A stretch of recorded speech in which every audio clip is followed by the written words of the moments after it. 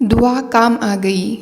اس کی والدہ اس کے لیے دعا کرنے کے لیے مصلی پر بیٹھ گئی اور اللہ سے گڑ گڑا کر دعا کی، اے اللہ، میں نے ہمیشہ اپنی بیٹی کی سلامتی تجھ سے مانگی۔ رات کے 9 بجے تھے۔ روبی گھر کے سارا کام کر کے فارغ ہو چکی تھی۔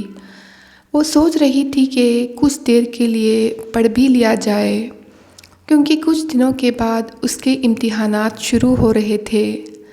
سب بچے پڑھائی میں مشغول تھے اور وہ تمام مصروفیات کی وجہ سے پڑھائی کی طرف توجہ نہیں دے رہی تھی۔ وہ جانتی تھی کہ پڑھائی کا کام بہت بہتر ہے۔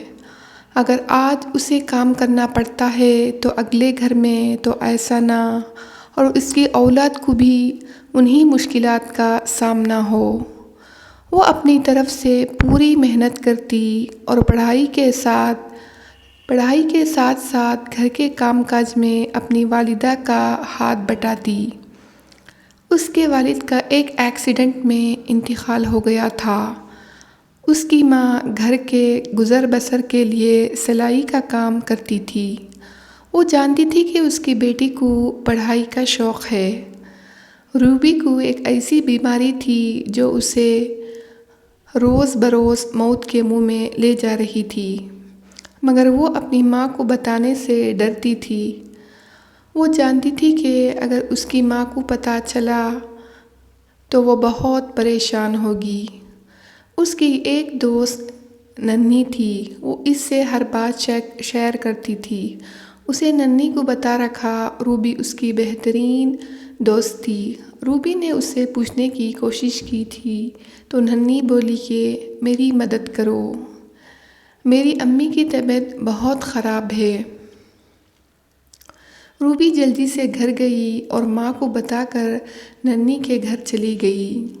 اس نے دیکھا کہ اس کی والدہ چارپائی پر لیٹی تڑپ رہی ہے۔ کچھ دیر بعد ہی ان کی روح پرواز کر گئی۔ ننھی رونے لگی۔ روبی اس کو دلا دینے لگی۔ ابھی چند دن گزرے تھے کہ ننھی روبی کے گھر آئی اور بولی کہ تم اپنا علاج کراؤ گی کہ نہیں، ورنہ مجھے تم سے بھی ہاتھ دھونا پڑے۔ روبی بولی نہیں، میں اتنی امیر کہاں کہ بڑے بڑے ہسپتالوں میں علاج کروا سکوں۔ تو کیا ہوا، میں ہوں نا۔ اس نے بتایا کہ وہ اسکول نہ آ رہی تھی تو ماں سے ضد کر رہی تھی کہ روبی کے علاج کے لیے کچھ کرے۔ جب ماں فوت ہوئی تو روبی کے علاج کے لیے پیسے اور خط چھوڑ گئی تھی، اور یوں اس کا علاج شروع ہو گیا۔ اس کی والدہ اس کے لیے دعا کرنے کے لیے مصلی پر بیٹھ گئی اور اللہ سے گڑ گڑا کر دعا کی، اے اللہ، میں نے ہمیشہ اپنی بیٹی کی سلامتی تجھ سے مانگی ہے، اس کی حفاظت فرما۔ اور پھر آہستہ آہستہ روبی صحت یاب ہو گئی۔ ننھی کے لیے ایک بہت بڑی خوشخبری تھی، وہ دونوں پکی سہیلیاں بن گئے اور وقت کے ساتھ ساتھ ایک دوسرے کے کام آتی رہے ہمیشہ۔ سچ ہے، ہمیں دوسروں کے کام آنے سے سچی خوشی ملتی ہے۔ ہمیشہ ایک دوسرے کا کام آتے رہے۔